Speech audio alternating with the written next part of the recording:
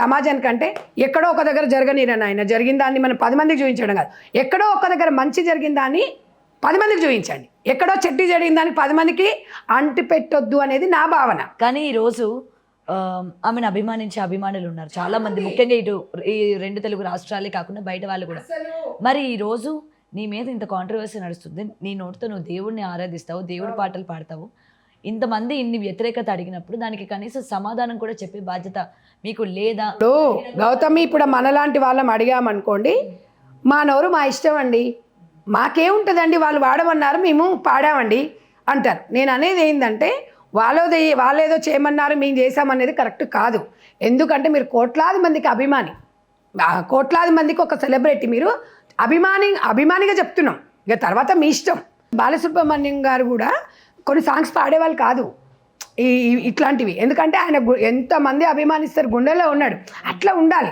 మంగ్లీకి అంత మంచి పేరు ఉంది, ఎందుకంటే నా సిస్టర్గా చెప్తున్నాను, అమ్మాయి స్పందించాలి.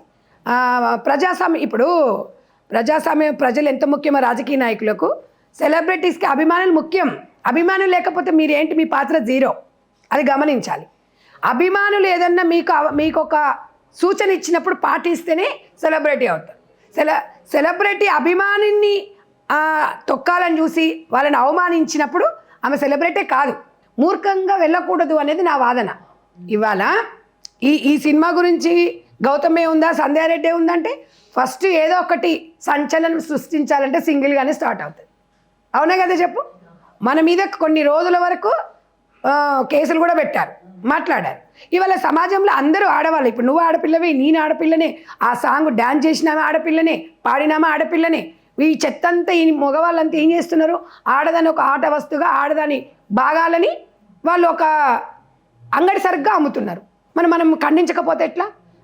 మళ్ళీ సమాజంలో ఏమంటే మంచిది ఇస్తే చూడట్లేదంటే మళ్ళీ మీరు అంటే ఇవన్నీ కూడా లేడీస్ని ఆబ్జెక్టిఫై చేసినట్టు రావన్నమాట. ఇలాగ రావు ఇవి.